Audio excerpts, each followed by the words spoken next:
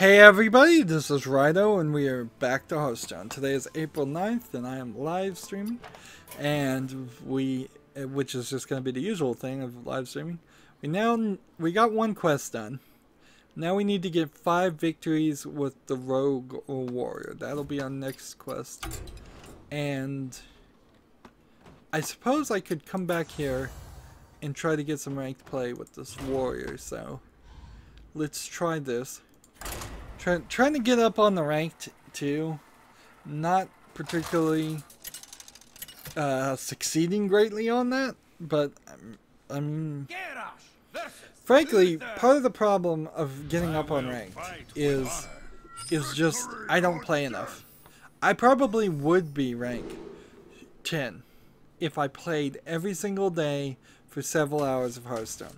But if I played every single day for several hours on Hearthstone, then I would probably be very, very bored with Hearthstone, even more than I kind of already am. And the new expansion certainly has added a lot to it, but I'm still not super thrilled with Hearthstone so much that I would want to play it. I don't have a commute, thank goodness, for other reasons, so the idea of having an extra hour or two every day to play, like on a cell phone, doesn't really work. Let's see. Weird thing here, we have several things that happened like 3 days ago, and then several things that happened 6 days ago that all kind of work together, so my news is written in all out of order. I think in a weird way there's several different things that happened. It was a pretty big week, and that doesn't even really include the Syrian airstrikes by the US. Like, yes, that's a big thing too, but I wasn't even including that one. So the big one I want to talk about, because this story is full of twists and turns, is Gearbox is a company we kind of all love to hate. They're putting out they're just the publisher for the People Can Fly game. So in all honesty, there's a decent chance that it was People That Can Fly that was also somewhat involved in the decision to work with G2A, which, as far as I can tell, is a company with shady business process with practices. Yeah, that's the word. A company with some shady business practices, it seems. At least that's what I've heard. All of this is allegedly. I don't know anything at all. But I also know that a lot of people who stream have GTA on their site, and I don't know if that's because they were getting paid to do that, and I think that's what Total Biscuit says, at least. And I've also kind of noticed that I've seen less and less people stream with GTA ads on their sites, so maybe even the streamers have gotten away from it. Not that I should trust streamers for anything, because a lot of streamers do a lot of shady stuff. But somewhere there, Gearbox, being the publisher, probably had a heavy influence on deciding to do a special edition of Bulletstorm Remastered, which already is a game that's overpriced, and there's no reason. I don't think anybody should buy it, just in general as a protest to the idea of very old games getting re-released at maximum price, just because they took games for Windows Live out of it and put de novo, from what I've heard, in it. So they basically changed the DRM and the multiplayer backend on it, and then they improved the graphics, and they threw in the worthless Duke Nukem thing if you pre-order. But otherwise, like, Like, it's not worth that $60. If it was a brand new game and it hadn't been seen before, and it was that same game, I still don't think it would be worth $60. Just sad to say, but Bulletstorm on itself has some problems, and it was reviewed possibly a little harsher than it should have been, but not by that much. It's almost a concept game that if they did a full remake of it, it might be a much better game. And if they totally changed the dialogue and the storyline, that would be beneficial too. But yeah, I don't recommend anybody buy Bulletstorm. I am personally promoting the idea of you should boycott games when they're bad, and that's called being a good consumer. It's a crazy thought here, I know, but I don't think it's worth the price. If it was $30, maybe I'd say get Bulletstorm. If it was less than $30, good chance. Like, if it came out as a $15 game and went down to $10 in 6 months to a year, I'd say totally get Bulletstorm.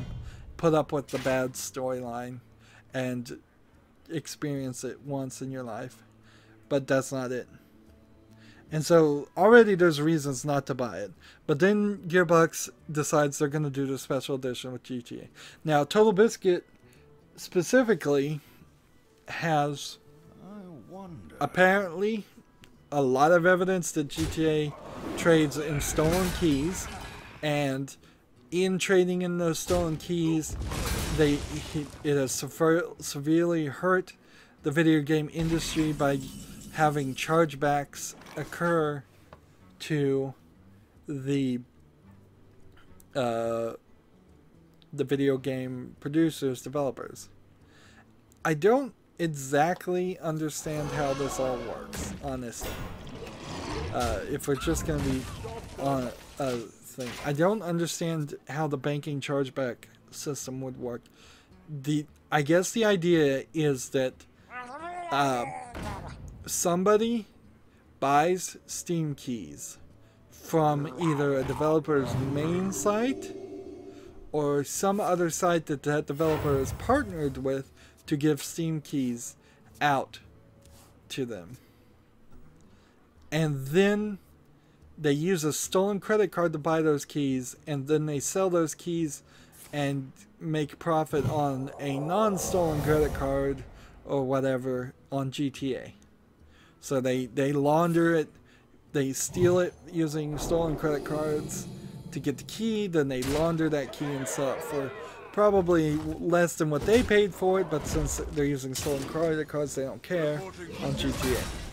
Now, honestly, I think that the solution here is pretty simple, and it's what Steam wants, is don't sell Steam keys. And I wouldn't be surprised if we eventually just see this message come out loud and clear, that where Steam says we're not gonna sell games, we're not gonna let you give Steam keys out like that anymore. And this is part of what Steam is working on.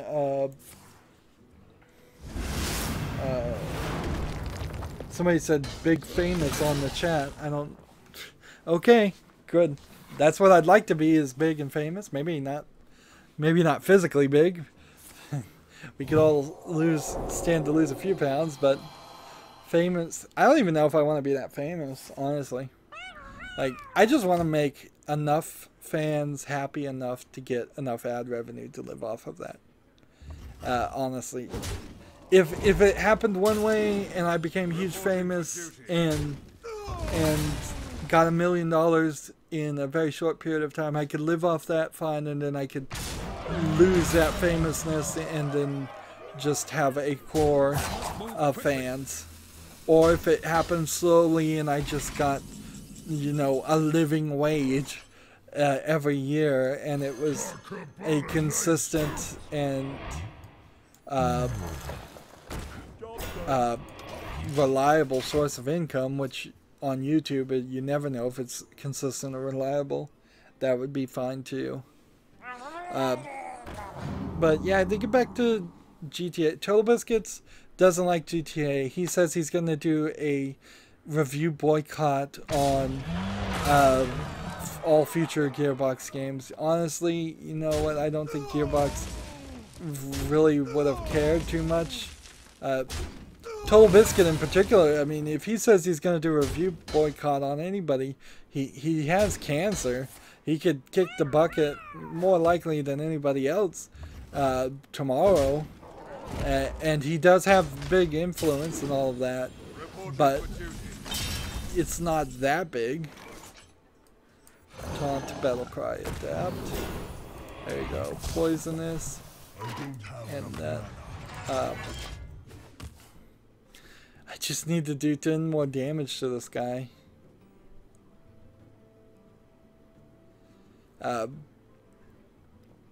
But yeah, he threatened to boycott, and then Gearbox, in an effort to try to change the story, which this is really where Gearbox as a publisher proves themselves to not be valuable as a publisher. They're trying to be a publisher, but they didn't even do enough market research or investigation, it seems, to know who they're partnering with, to know that there's been this long-running allegations of trading in stolen keys, to know that Total Biscuit has this beef with them, with G2A, to see this coming. Like, there's no reason that you wouldn't have seen at least a little bit of controversy dealing with GTA. And so, as a publisher, they're doing a terrible job. And I would recommend to any video game company not to go with Gearbox as a publisher right now. Honestly, you probably would do better with Starbreeze Studios, which is becoming more of a publisher there. Because unless I'm misremembering something, I don't think there's been any kind of controversy with Starbreeze so far. So yeah. So Gearbox gets in connection with Total Biscuit, and shows Total Biscuit, from what Total Biscuit has said, showed them a lot of evidence, which is really important fact there, is that he showed them a lot of evidence that proved what he was saying about GTA. He wasn't just making spurious allegations with nothing to back it up. He got them in contact with other people who could quote and who could give exact examples of where they've had trouble with nearly being bankrupted. Some of the independent companies very possibly were bankrupted through sites like GTA trading in stolen keys, and that's almost it. GTA certainly is making a profit off of this, because they have this shield service that you have to pay for as a protection racket insurance scheme, which all insurance schemes are protection rackets, frankly. Like, nobody in their right mind would ever buy insurance for anything. The Amish have it right. I think it's the Amish, where they don't believe in insurance at all. Like, none of that should be allowed. Health insurance shouldn't be allowed, and car insurance and all kinds of insurance just shouldn't be allowed legally. Instead, it should be health services, where the difference there is kind of hard to see the difference. But what I mean by this is, you would buy something that maybe it would be called health insurance, but you would never be able to be rejected for any service you want, ever. Maybe a waiting list for cosmetic things, or non-life-threatening things, but it should be more like a gym membership, where you can go into the gym whenever you like, and nobody ever says, well, we're going to reject you from coming into the gym this time because it wouldn't make enough profit for us if we let you actually exercise or get the things you feel like you're paying for. Anyways, moving off my anti-insurance rant, GTA has this insurance system. It really has nothing whatsoever to help, or at least it certainly seems to be the case, that it has nothing to really help people report stolen keys to GTA.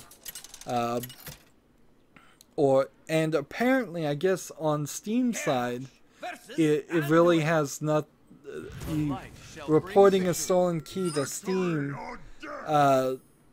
must be slightly difficult too, because if somebody stole a key and it didn't work on Steam because the developer said it was stolen or bought with a stolen credit card, eventually I would think GTA would just lose all its credibility, but it hasn't happened yet. We may be right now in the process of seeing it happen,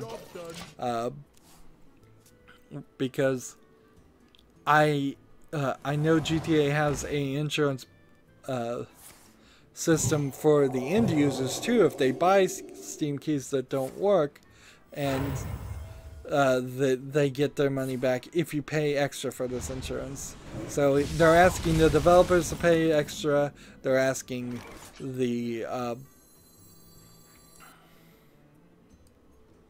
deal 1 damage and give it. That was stupid. That was totally dumb. So, like, they're trying to get money on both ends, trading and stolen goods, honestly. And, like, you couldn't do that if it was a store. If you were receiving stolen goods from a pawn shop a lot, which, honestly, I guess pawn shops kind of do get away with this more than you would think. But then you were intentionally selling some kind of insurance to say, don't worry, you won't get in trouble if you purchase this good in our pawn shop if it turns out to be stolen, if you pay us extra. That would not be allowed. This is graft. Maybe that's the wrong term, but yeah. So you really can't look at GTA and not see them as a bad guy of some sort. They're not even attempting to not look like the bad guy, it seems. That they're doing a lot of things and they're hurting the video game industries. And it's not just GTA. There's probably dozens, if not hundreds, of Steam key trading sites. And I guess when Steam updates their system and makes it so you don't get Steam keys as much as you get just games gifted to you when you purchase it from outside sources. I guess when they upgrade that system to do that, or at least offer it as an option, I think we're going to see Steam keys start to go away completely, which is fine by me. Like, if that means that the reviews that I might want to do for games I buy on the Humble Bundle count, because Humble Bundle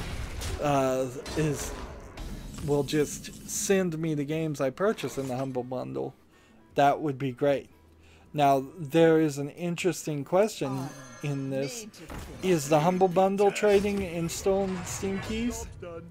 How many of these stores that maybe I purchase at, which there aren't that many, are trading in Steam keys? I know some of the stores I'm trading at give away really, really bad games or poorly reviewed games to get people to come to the store. So that's just adding to my long list of games I got free that I'll probably never play. But whatever, that's not a big issue to me. Let's see. I wish I had Whirlwind. But, fine. This one has got to go. And then... Strike! I'm not ready to kill this one yet, so... Next turn. Job's done. So, I need to move on the story. GTA is apparently awful. So, Gearbox, through talking to Total Biscuit, which he doesn't work for them, so I don't know why they really did this. They're just trying to manage this, I suppose, is what they're trying to do. It's just, in some way, manage this crisis. Lay down some things that would be required to happen for Gearbox to continue their deal with GTA. Which, in the same way this is Gearbox being dishonest and saying that we'll definitely probably make a sequel to Bulletstorm if this remaster sells well, it's really just Gearbox being dishonest because they were going to just pull out no matter what.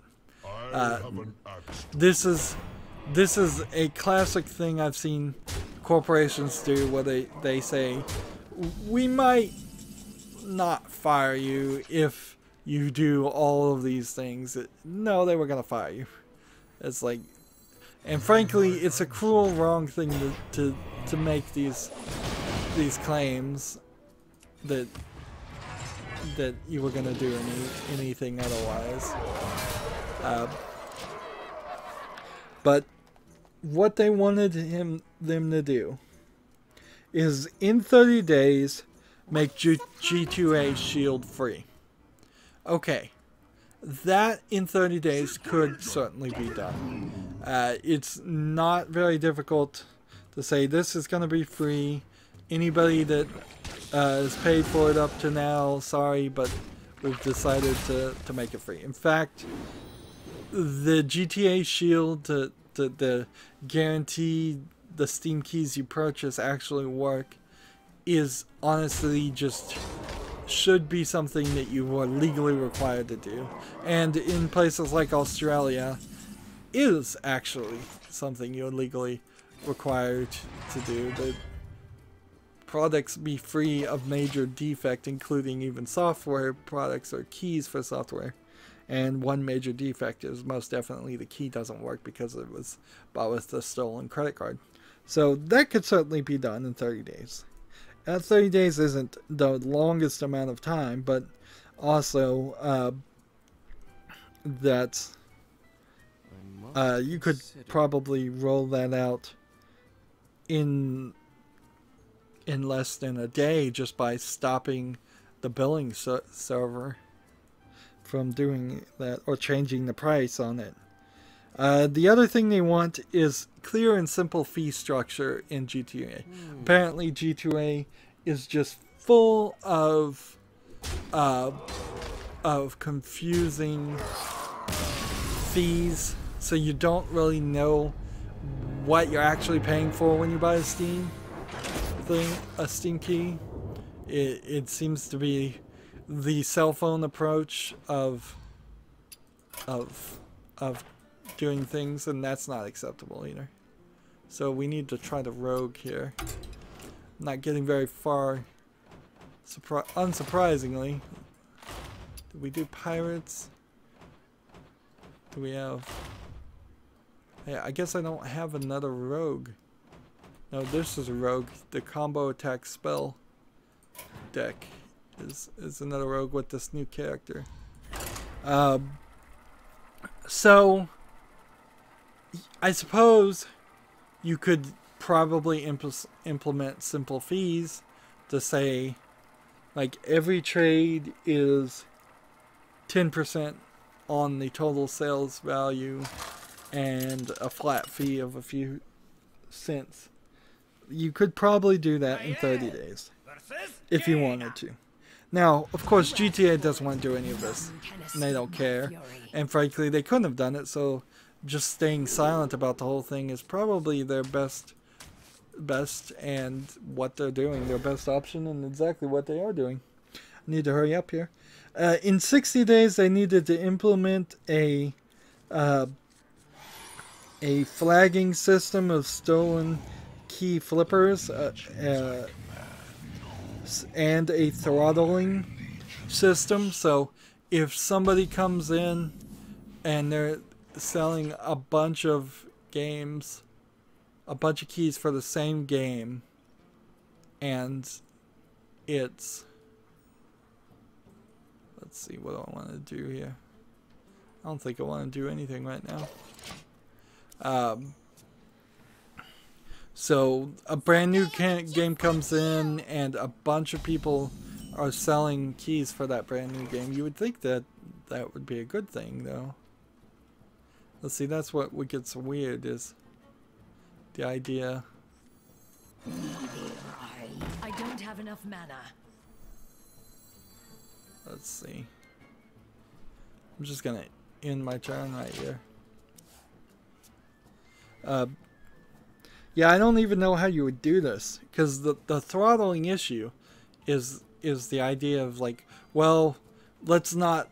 GTA is gonna have to. They want GTA to say, we're only gonna have a certain number of keys for indie games and other things, and a lot of this comes down to non-partnered with GTA, because a lot of these indie companies have partnered with GTA just to work with them so that they don't end up getting a bunch of stolen things sold on the site.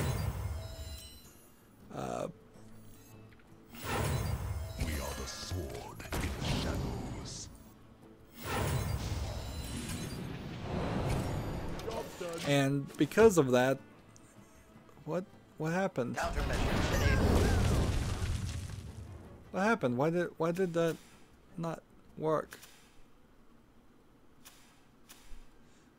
Oh, I gave him extra attack. Oops. I played the wrong card. Oh well. That was stupid of me. So they want flagging, and they want that in 60 days. Flagging of when you start to see a lot of people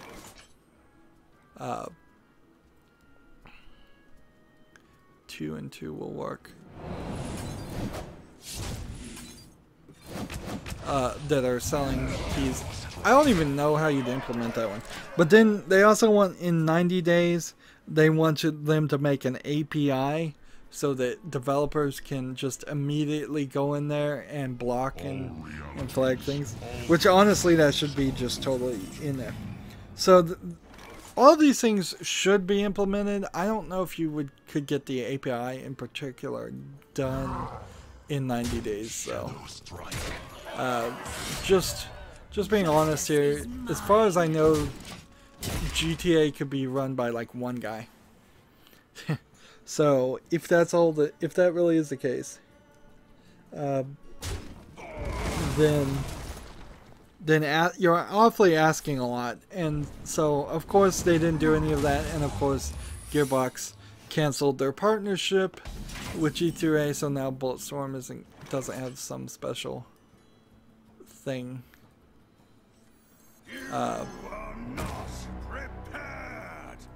Justice is mine. So yeah. So now Gearbox, People Can Fly, and Total Biscuit all kind of thought they were out of the picture, and for the most part, as I'm trying to wrap up here, Gearbox and Total People Can Fly is out of the picture. They made their decision. They decided to not continue their partnership. That's fair enough.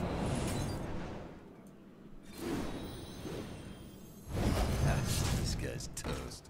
And so Total Biscuit at that point thought he was done. Except for now you've unleashed the beast. And so people started to look at anybody who's ever partnered with it. And there's a lot of indie companies that have partnered with GTA in an effort to stop stolen keys from doing this, so that they've given into the protection racket. Now, And one of those people that partnered with them is Terraria, which is a game that I feel like if Total Biscuit wasn't paid to endorse that game, he certainly loves that game and certainly has endorsed it just from that.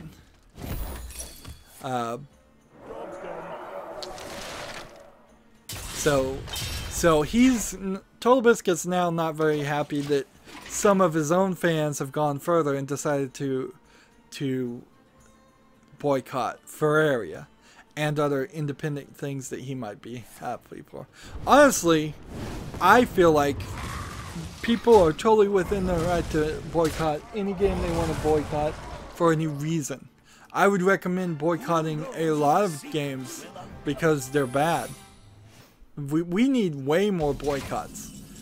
A boycott, in another name, is also known as being a good consumer and being aware. So I don't agree with him. I feel like this is kind of just two-faced, that he's picking and choosing who he wants to boycott or not, or otherwise. And frankly, it's not on the consumer to say, well, I can't boycott this indie game developer because he'll go out of business. So what? That's the free market. If you believe in the free market. That's the dog-eat-dog world that we live in the United States. Is that, yes, some independent developers might make one decision that isn't really their fault, and it might put them out of business. All kinds of random things might happen that puts indie people out of business. And the boycott is the opposite of the support. You buy a game from a game developer because you want to support him. You don't buy it from him because of whatever reasons. It doesn't matter the reasons. So if you feel like you want to boycott people who work with GTA, good. If you feel like you don't want to, good. If you want to make one exception one time because you really want to play a game, fine. If you want to make no exceptions, fine. We're not going to get into... I don't want to see the video game industry become this purity test-laden community where it says you're not a real gamer if you don't boycott GTA, or you're not a real gamer if you do boycott GTA, or anything like that. It's each individual person's decision. You vote with your dollar, do it. And frankly, I think Total Biscuit's being two-faced there, and we may find out that he is being sponsored in some way by Terraria, and he's not there. And so he's opened that door and shown a less credibility there, which is going to be interesting.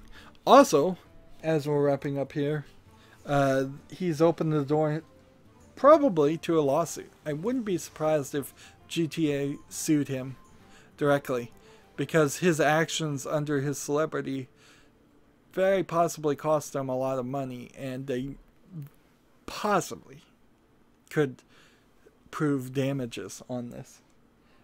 Maybe not, but I wouldn't be surprised if they don't sue him anyways.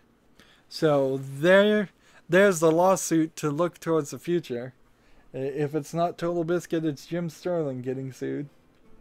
Anyways, stay tuned if you're watching live. Otherwise, as always, I ask you to like, share, subscribe, comment, and watch every second of my videos.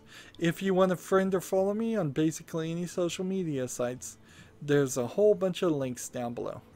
Thank you for watching. Have a good evening.